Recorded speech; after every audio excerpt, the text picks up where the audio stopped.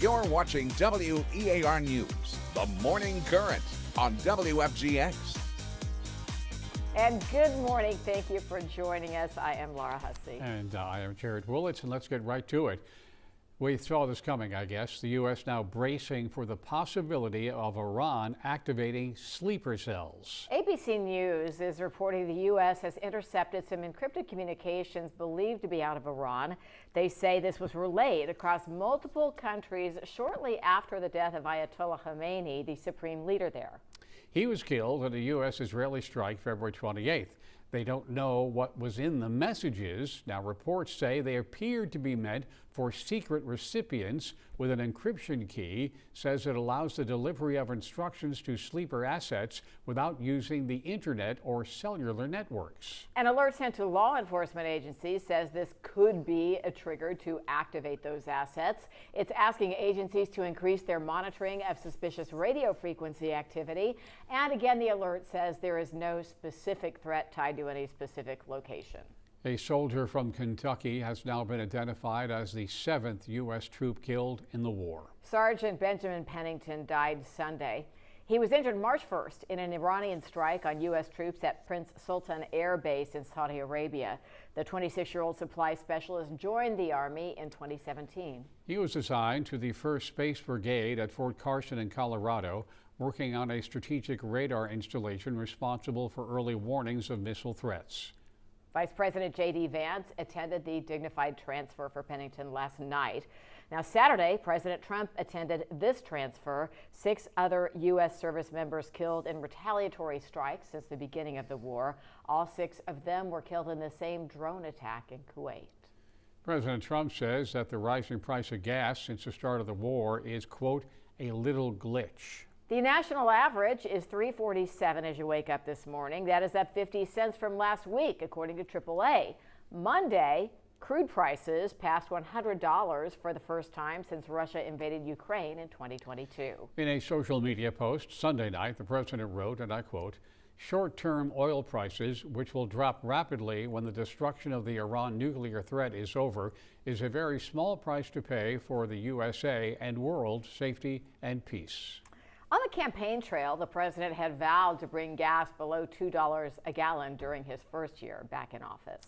Yesterday, we asked you to answer this question: do you support U.S. military action in Iran?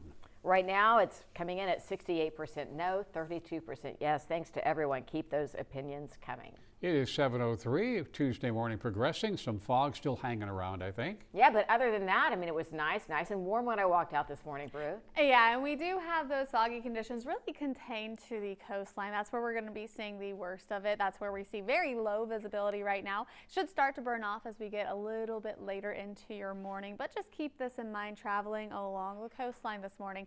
Could be seeing conditions very similar to that. Now, your winds right now about 5 to 6 miles an hour coming in from the south. Light breeze from the south this morning, and that is going to just keep that humidity around. Temperatures are in the 70s to start your day, anywhere from 70 Milton, 72 Navarre, 69 in Destin. Your highs today will get into those mid to upper 70s. We do have your radar looking dry. We're just looking at a few more clouds with that moisture, so you'll look at a few more clouds today. Heading out the door, it's going to be a warm one. Temperatures do stay in the 70s through that afternoon, and then tonight back into the 70s and 60s. We're going to be looking at another similar day to this for tomorrow, and then we do have some rain that we're going to be tracking for Thursday, so we'll time out those showers for you coming up in just a bit.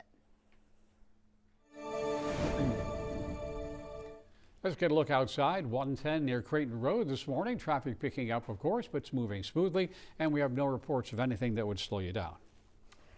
2 parents in Santa Rosa County are now charged with child neglect after allegedly abusing and starving their 11-year-old son. Florida's Department of Children and Family says their son weighed only 36 pounds. WEAR's Aria Circuit joining us. There's a lot more to this, and the details could be disturbing. Aria, but bring us what's the latest. Right. 40-year-old Brandon Palmore and 38-year-old Chantel Palmore are accused of keeping food from their 11-year-old son to the point of severe malnutrition.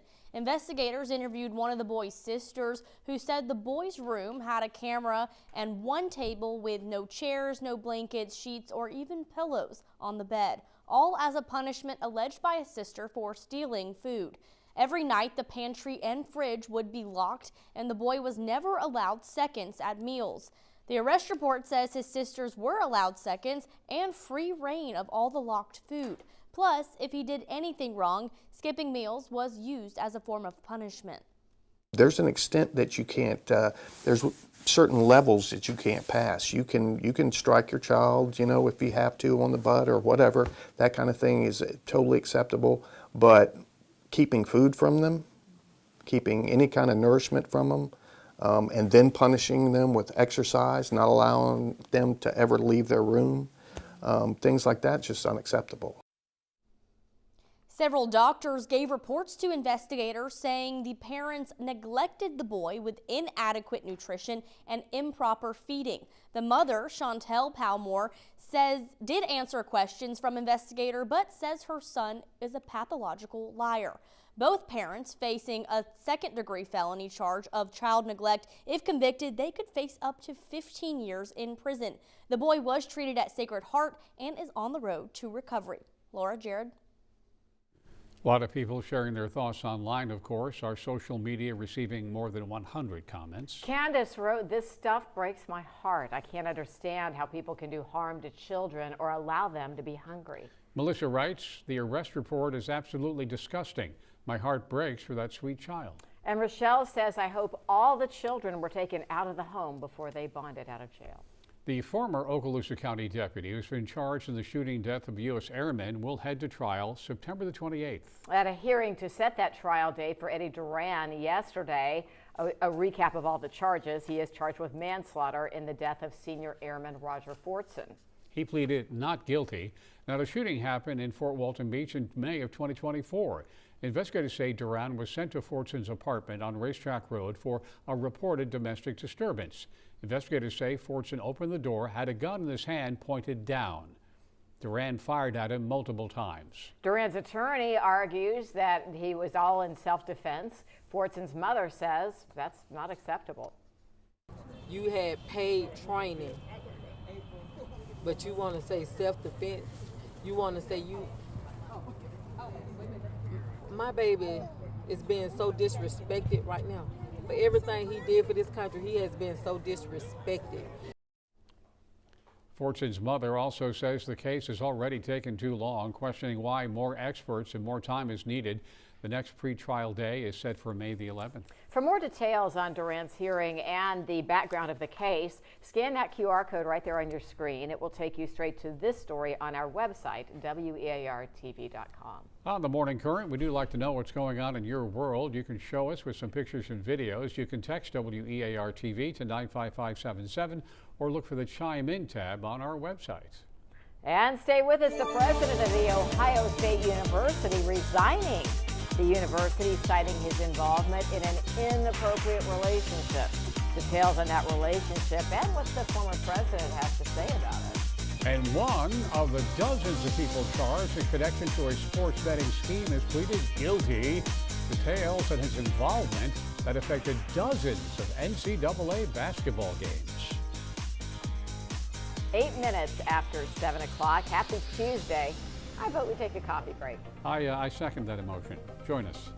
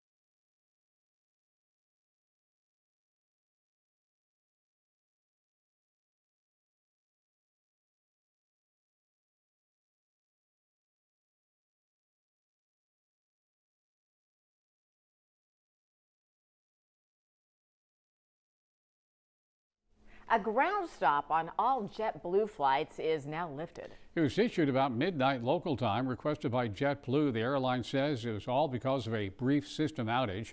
Airline says the issue was resolved and the ground stop was lifted and flights resumed. They didn't provide too many details, no. Yeah, no details on that. Sorry, the JetBlue did have 2 cancellations and 155 delays on Monday. Still not clear if those were related to the ground stop, but during that stop, flights already in the air continued on their flight paths. Planes on the ground were not allowed to take off. Okay, off to L.A. The woman accused of firing a number of shots at Rihanna's home is in jail in Los Angeles. And we have an ID now. LAPD says she is 35-year-old Ivana Ortiz. She's been booked for attempted murder. Bail set at $10,225 million. 10 million. Police are still trying to determine the motive. Police say Ortiz parked her car outside Rihanna's home, fired 7 shots, and then sped off. Her vehicle was found at a shopping center about 8 miles away. That's where she was arrested. No injuries reported in this incident. Police say there were 3 people at home at the time of that shooting. The president of Ohio State University now stepping down over what the university calls an inappropriate relationship. Ted Carter's resignation came abruptly, they say, over the weekend. School says Carter told university leaders about an inappropriate relationship with someone seeking public resources to support her personal business. The university's board of trustees held a private executive session on Saturday. A spokesperson says Carter was not attending at that session, but trustees were aware of the situation before they met. The following day, the board chair accepted Carter's resignation, Carter releasing a statement calling the relationship a mistake. He indicates that he and his wife are still together, and OSU is reportedly continuing to investigate. All right, President Trump is still vowing to issue an executive order within a week to, quote, fix college sports. The problem is NIL, he believes, name, image, and likeness, and he says it's made a mess of college athletics. The NIL system allows payments and endorsement deals to college athletes. Other rulings do allow universities to pay the student athletes directly. These comments come after a Savings College Sports Roundtable meeting. Critics say the current system undercuts finances of schools and their educational mandates. The president says when he issues this executive order, he does anticipate that it will be challenged in the courts. Love to know what you think about all this yesterday. Here's our question. We asked if you think Congress should put stricter regulations on NIL deals. A whopping 80% weighing in with yes, and 20% said no. Okay. Jalen Smith, one of 26 people charged in an alleged NCAA point-shaving scheme, has pleaded guilty. Specifically, his guilty plea was to bribery in sporting contests, aiding and abetting, conspiracy to commit wire fraud, and possession of a firearm by a felon. Co-conspirators enlisted Smith as, quote, a fixer, unquote. He would work with others to recruit and bribe NCAA D1 men's basketball players to underperform and make sure their team failed to cover the spread. The U.S. Attorney's Office says Smith also helped arrange large wagers to be placed on those games. And they also say that so-called fixers were making wagers in total that were for millions of dollars. All right, the Sun Belt Conference wrapped up the championship games last night. For the men's bracket, number 1 seed Troy took on number 10 seed Georgia Southern. Troy had a double-digit lead by the second quarter and held on to it. They defeated Georgia Southern in the end, 77-61. In the women's tournament, number 4 seed James Madison won against number 2 seed Troy. The final score 69-52. Both teams now get automatic bids to the NCAA March Madness. Before the games, we asked you to let us know who you were rooting for. Looks like the majority of you are happy with the outcome of the men's game. 70% voting for Troy, 30% for Georgia Southern.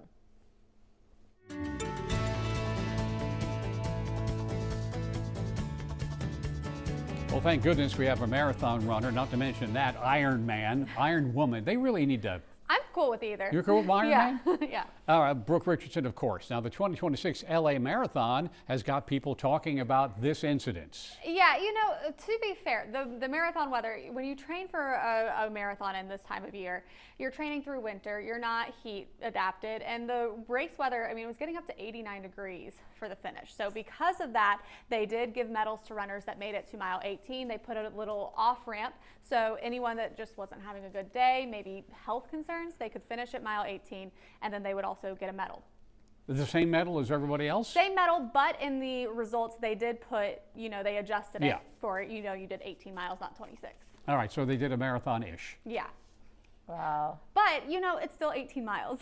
Well, that's a long run. It just changes it from an 18-mile race or a 26-mile race to an 18-mile race. But, you know, they the organizers do say there's no shame in making a smart decision for your body. And, you know, obviously it's getting a lot of back and forth on the internet. Yeah, but if they would have had people dropping out all over the pavement, then they would have been taking some flack for that. So it is what it is. Yeah, we move on. You know, you got to do what's best for you.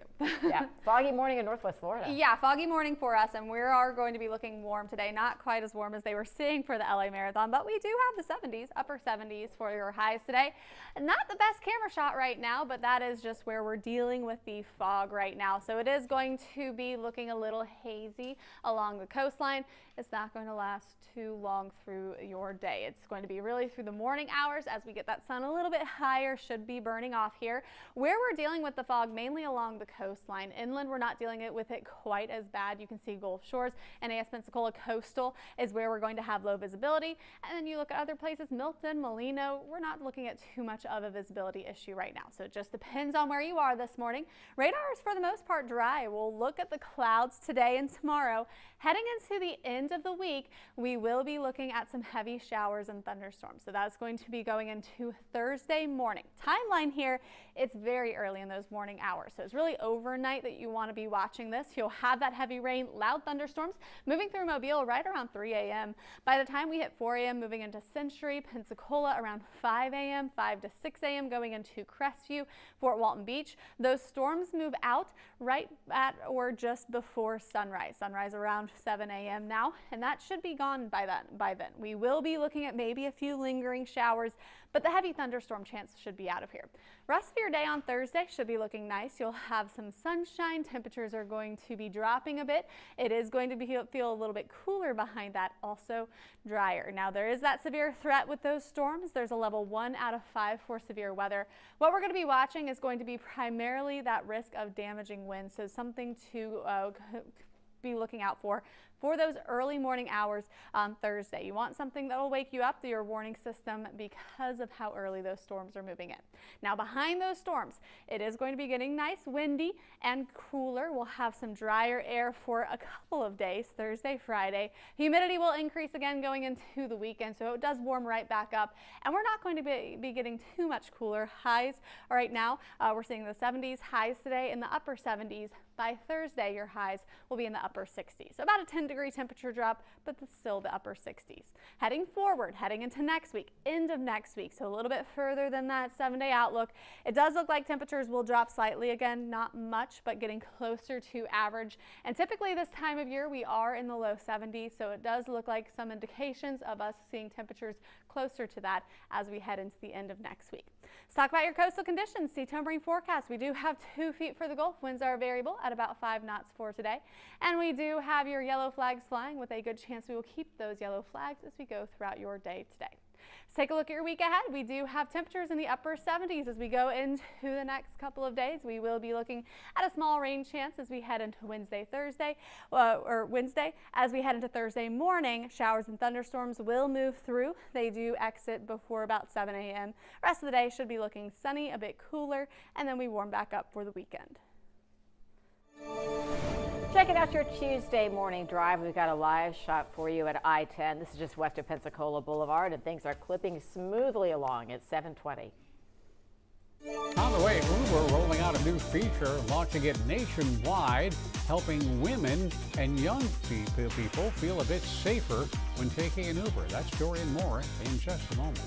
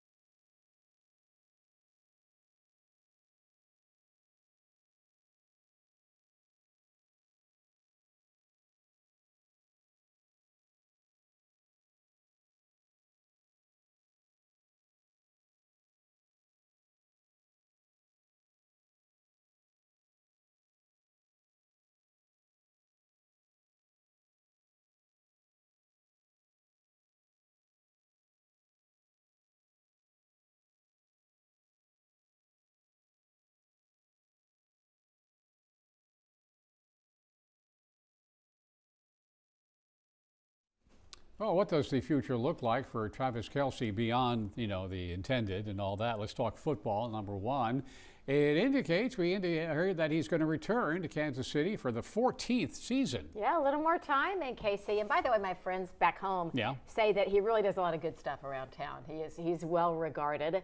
This will be a one-year deal with the Chiefs that he's likely to sign, a one-year deal for $12 million with a $15 million maximum. I don't know what that is, a bonus? I don't know. Yeah, the reports say he was set to become an unrestricted free agent. He'll be turning down big offers to stay loyal to Kansas City. It's the only NFL team he's played for and only been coached by Andy Reid. Yeah. He, by the way, is a 3-time Super Bowl champion, 11-time Pro Bowler, 4-time All-Pro. Maybe for his last season, they can put it back together, Chiefs, and go to the big game again. We'll cross fingers. We can only hope for you, Laura. Yes, it's been sad. But I love this. Moving on, Uber has a new feature aimed at making women feel safer when they book rides. About that. Yeah, it allows women riders and drivers to be matched with other women for trips. It's an expansion on the pilot program, and passengers can opt for another driver if they wait for a woman driver is too long. Okay. They can also, I guess, reserve one, get a little ahead of the curve on this for the driver. Set a preference for women, increases your chance you'll get matched one, but they say not guaranteed. I mean, you can't control who's driving on that particular day, right? The feature is also going to be available on teen accounts, and Lyft already has something similar, apparently. Yeah, now both Uber and Lyft are facing lawsuits by drivers who claim the policies discriminate against men, and both companies have a history of safety concerns, thousands of reports of sexual assault from both passengers and drivers. Uber says the drivers, they've talked about this for a while, are contractors. They're not employees, so they aren't liable for any sort of misconduct. Very interesting. Chime In is sponsored by Pensacola Habitat for Humanity. Aw, this is from Lyric Massey, my grandma at her birthday party. She looks like she's having a good time. And happy birthday. Good morning, Jeff Parker. This would be celebrating a wedding anniversary in Vegas, baby, at the Pawn Stars shop. Oh, what a trip. That's an anniversary to remember for sure. A recent crash igniting a conversation about children driving golf carts. What the law says, what healthcare professionals say, and what you should know before you let your child take the wheel. Stay there.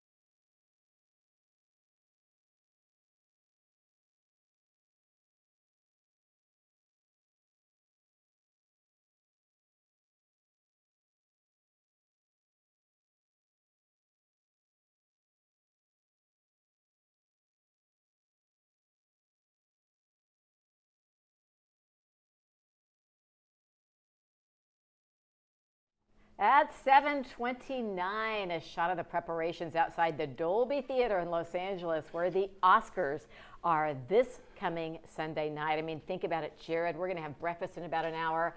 All those other people are starving themselves just to fit into their dresses and tuxes. So we got that. We got the better end of this deal this morning. The truly beautiful, the truly wonderful, the truly enlightened will all be there. We can't wait to watch. Right here on WEAR Sunday That's night. right, We want to 6 mention o'clock. that. Yeah, welcome to the Morning Current. Meteorologist Brooke Richardson with our outlook for this Tuesday. Hey, good morning. And we do have some fog along the coastline, so that's what we're going to be dealing with this morning. It's very coastal, but it is something that you want to just make sure you are aware of as you are traveling this morning, because it is quite dense in some spots. Winds right now are out of the south at about 5 to 6 miles an hour, just helping to keep that moisture quite high. It's very warm. It's very humid this morning. We're waking up in the 70s for all of us this morning, basically. 70 degrees in Milton, 71 Pensacola, 70 Fairhope. We do have Crestview at 66, but still very warm to start your day. Your radar is looking dry for today. We'll have a small sprinkle possible, but our rain chance overall is looking quite isolated. Heading out the door, temperatures are going to be warming up, going from those 70s, those low 70s, into the mid to upper 70s. So it is going to warm up nicely. Temperatures tonight fall back into the 60s. We'll be looking at another similar day for your Wednesday, but then Thursday morning is when things change. We have our next weather maker, showers, thunderstorms, and a cold front. We'll be talking about what that brings for you and when you can expect those storms coming up. Let's get a quick look outside. This is I-10 near Pine Forest Road. Getting busy, but no problems there. Traffic moving smoothly there and everywhere this morning. A man is now facing new charges in the death of his 3-year-old nephew. 28-year-old Samuel Antonio Maldonado Arazo was arrested last week, initially charged with negligent manslaughter. Now the state attorney's office will upgrade that charge to first-degree felony murder. Arazo was the designated caregiver for his nephew. The child's mother was deported for being in the country illegally, and deputies say Arazo is also an illegal immigrant. The report goes on to say the boy was severely beaten, burned with a cigarette lighter, and neglected. This is one of the latest cases in a string of cases involving violence against children in Northwest Florida. Last month, we told you about 5-year-old Jacaden Smith. Deputies say his mother put his malnourished body in a trash bag and then dumped it into Perdido Bay. Also last month in Santa Rosa County, a mother was arrested and charged for stabbing her 6-year-old daughter, Valerie, about 40 times. She's set to be arraigned this week. And in November, a man killed 9-year-old Vaden Oram and 7-year-old Raiden Smith. Investigators say he admitted to sexually assaulting one of the siblings, then set a trailer on fire while their bodies were inside. Kirsten Busey with the Gulf Coast Kids House says about 2,000 children die from abuse and neglect every year in the U.S. And about half are under 1 year old. Our society is experiencing increased stress, financial stress. Anytime you see more stress on adults as caregivers, you're going to see more abuse and neglect. The sooner we can identify that our child is at danger and has a minor injury before things escalate, that's always the goal. Well, Busey says there is a hotline for parents who need assistance caring for their child. That number is 800-962-2873. And she's encouraging everyone to speak up and report any potential signs of abuse. Post on social media getting a lot of action, as you might imagine. This is from Shelley. She says, praying they have a proper burial for the beautiful child lost. Thank God ESSOs and first responders found the child. Praying for all involved and those who are afraid to speak up on child safety. Thank you for all your comments. A child was sent to the hospital after a golf cart crash in Santa Rosa County happened Saturday. All right, Florida Highway Patrol says 4 children, all under 12, were on the golf cart. The driver losing control. The cart rolled at the intersection of Keystone and Hickory Shores Boulevard. First responders say 3 of the children were checked out, cleared, and sent home, one suffering serious injuries. That child was treated with life-saving measures, as they were described, at Ascension Sacred Heart in Pensacola. We talked to a local pediatrician, Dr. Carrie Garrison, about this whole issue. She says she has seen firsthand the dangers of letting children get behind the wheel of a golf cart. I've seen catastrophic traumatic brain injury and even death, believe it or not, from a golf cart injury. My first advice would be if you are not comfortable with your child driving a vehicle, then they probably shouldn't be driving a golf cart. Now, Florida law says anyone under 18 needs a learner's permit or driver's license to drive a golf cart on a public road. Santa Rosa County Sheriff Bob Johnson says golf carts and cars have many of the same rules. For example, you need insurance, a tag, blinkers, and seat belts to drive on a public road. And Sheriff Johnson goes on to say parents can be arrested for allowing children to drive golf carts without a license. They say the crash remains under investigation, and of course our social media has a lot of people commenting on this. Let's start with David, who wrote golf carts should be illegal on any roadway. Jeannie says, where were the parents? Young children shouldn't be driving a golf cart. And Cody wrote, this is a huge problem in Gulf Breeze. Underage kids are operating golf carts all the time over there.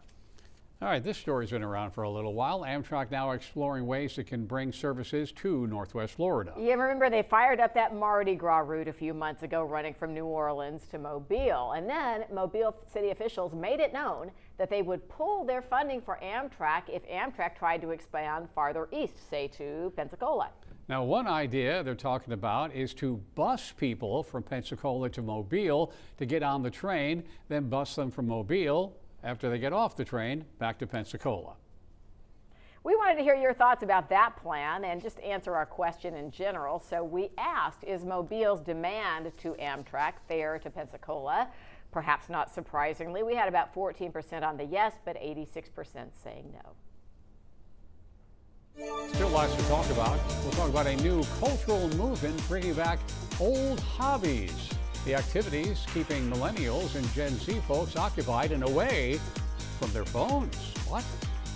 And a third of the contestants on American Idol given the boot last night. However, a local vocalist is still in the running.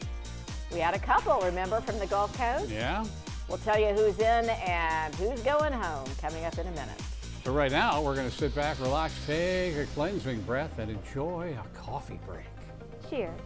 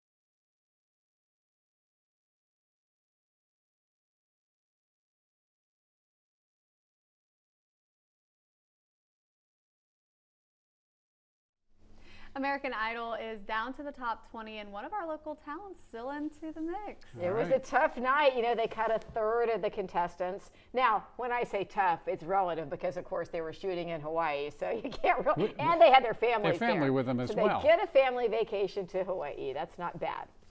Okay, here we go. Keela Richardson managed to stay alive for the America's Vote round. She performed 1,000 Years by Christina Perri, dedicated to her son, Drew. Oh, I love that. I love this song. And of course, Keela, born and raised here in Pensacola. Y'all have been sending us a lot of emails and messages about her. She was also a finalist on BET's Sunday Best, and she Clock Monday, also in Hawaii.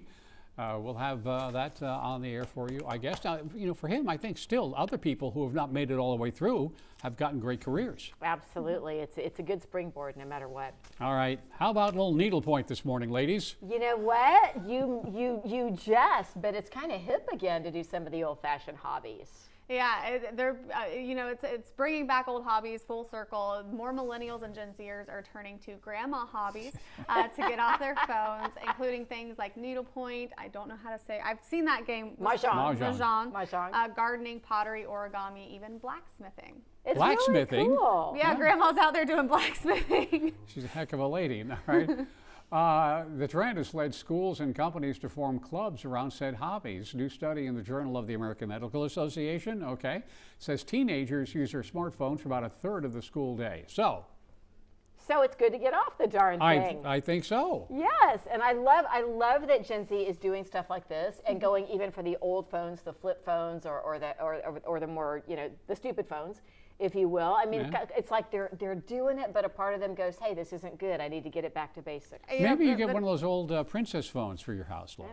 Ring, ring. You know, Vanessa just mentioned, you know, I do puzzles, so I don't know if that is included in. I think it is because it's taking your mind off of electronics and off of a screen. So a little are the puzzles on your phone? No. You do like regular puzzles? Yeah, jigsaw okay, puzzles. Just checking. The last one I did was an underwater scene. We should take a picture. Brian doesn't like when I do them because it takes up the entire table. dining room table. And then we have to eat on the couch for like weeks. He'll have to get over it, right? Yeah, it takes me a long time to do a puzzle. Not good at it. All of our stories and more available on our YouTube channel. Go to youtube.com. You may have heard of it. It's very popular. And search out WEAR News. All of our stories, every last single one of them, including the Morning Minute, which we do every day, 60 seconds, getting you up to speed on the day ahead, available on our YouTube channel. AI, what are you good for? Well, maybe a couple of things. How AI looked at screenings from thousands of women, found some interesting results, and gave us a little more insight into women's health.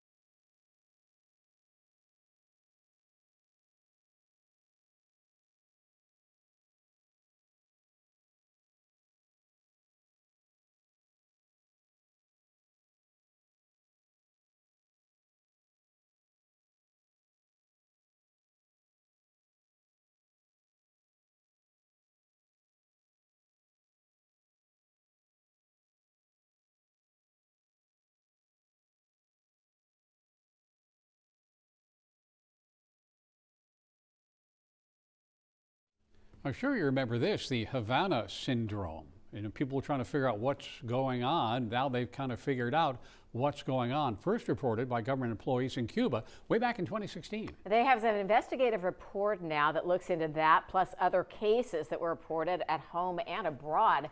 There was consistency in some of the experiences, victims talking about an invisible force that overwhelmed their senses. And they had things like vertigo, headaches, nausea, even cognitive impairment. At the time, victims believed it was some kind of energy weapon and said they were targeted because of their jobs. Now, this week on 60 Minutes, reports the U.S. government bought a directed energy weapon from a Russian criminal network for $15 million. Now, the report says that they have been testing this thing on animals at a U.S. military base, rats and sheep.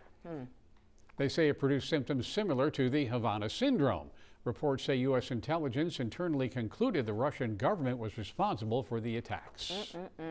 All right, artificial intelligence is taking mammograms now and giving more insights into women's health. How about this? A study from Emory University analyzed regular screenings for more than 123,000 women with no prior history of cardiovascular disease. They used AI to quantify the calcification and hardening of arteries. What they found, people with severe cases had a 2 to 3 times higher risk of developing heart attacks, stroke, and heart failure. The findings held up even when you factor in other risk factors like diabetes and smoking. For women under 50, generally considered low risk, UC San Diego School of Medicine says fewer than 40% of women may know their cholesterol levels, while many more stay up to date on their mammograms. There you go.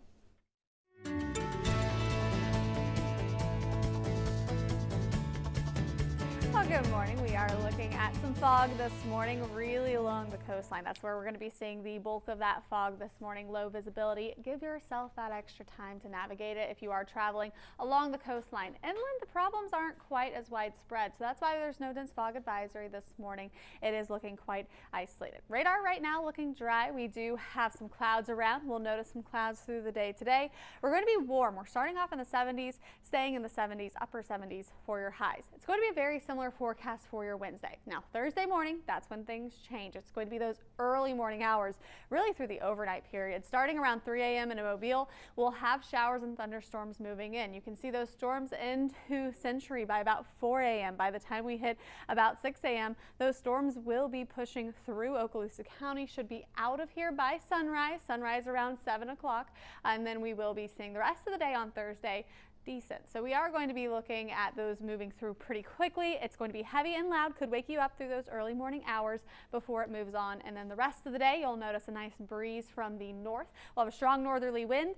It clears our skies out. We'll have some sunshine leading into your Friday, a little bit cooler and drier for Thursday and Friday. With those storms, there is a severe threat, level 1 out of 5 for severe storms for us. We're going to be watching primarily for the chance of those damaging winds along that line of storms. So it's important to have something that will wake you up with a warning. So you want to have a warning system, your phone, a good one, and just make sure it's charged and loud as that storm system moves in. But once again, should be out of here by 7 o'clock. Rest of your day looking calm. Behind this, temperatures drop slightly. We're going to be looking at drier air. That's going to be the main thing that you'll notice Thursday, Friday is that dry feel. Highs will be in the 60s as well. Right now we're in the 70s and your highs in the upper 70s. By Thursday and Friday, we'll be in the mid to upper 60s for those highs. So a bit of a change there, about 10 degrees lower, but it is still warm in the mid to upper 60s. Going into next week, does look like we will have a little bit of a change still. We're going to be looking at temperatures looking closer to normal. We have been running above average for quite some time. We should be seeing those temperatures back to those low 70s, which is what we're typically at. And you can see that here, a little bit cooler Thursday, Friday after those storms. Coming up, we're going to check in with our little buddy Punch the monkey. The love for this little guy coming in from all over the world.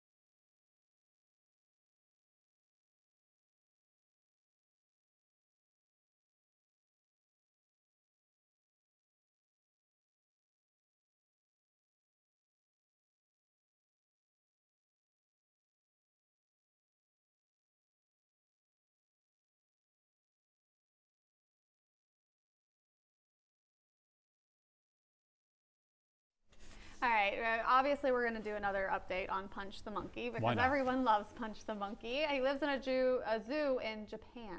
Yes. You remember the backstory. He was abandoned by his mom, and he wasn't really welcomed into the group. Is it a troop? A troop I don't of know monkeys? if it's what it's called. A bunch of monkeys. A bunch of meanies. A troop, yeah. And it was difficult for him, and he got his little fuzzy friend there, the orangutan. Let's bring in AJ from the control room, our executive producer, because she has been following this heartfelt story along with us. Good morning. Good morning. Yes, I've been watching for any updates on Punch because he's so cute, and I think we all were so touched by his story. Everything that I've seen is that every day Punch gets a little more integrated into the troop. More monkeys are accepting of him, grooming him, hugging him. The videos of him getting hugged are really sweet. So obviously in my daily Punch check, we discovered something last night that we want to show you. If you go onto Google and you Google Punch the Monkey, this is what happens. Oh my gosh. The world loves Punch. It's a game you can play. I think you're supposed to try to click the hearts, but everyone loves Punch. He has thousands of visitors today. I don't know if you've seen videos of the zoo. There are just long lines everywhere because people want to come see him. So, but not just visitors. Everyone. The update is even the monkeys love Punch now. And Well, that's a wonderful. good thing. They're going to have Punch Cam eventually, I guess. Maybe a standard, just you. Isn't there already, or are they sharing videos? At any rate, They're we love posting videos, but we need a cam. I was going to say, if there's this much love in the world, that's a good sign. Punch is bringing out the best in us. Chime In is sponsored by Pensacola Habitat for Humanity. Oh, this is from Cheryl Phelps, CB Wheaton, Scottish Terrier. Beautiful. Look at you. Yeah, beautiful. All right, from Maria Smith Camargo, this would be Reggie Bear saying Happy Tail Waggin' Tuesday. Hey, Reggie Bear. Oh my gosh, so sweet. The Morning Current will continue in just a second.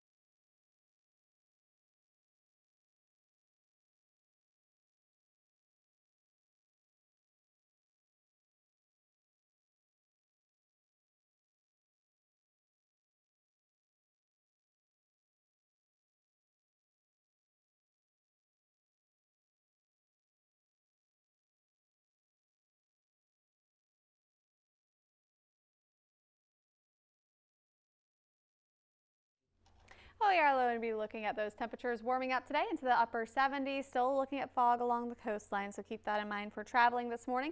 We do have that rain that's moving in Wednesday night, Thursday morning. It's going to be those overnight hours between about 2 a.m. to 7 a.m. is when we're looking at those storms moving in Thursday. Should clear out, and then the rest of the day looking a bit cooler and drier. 60s Friday.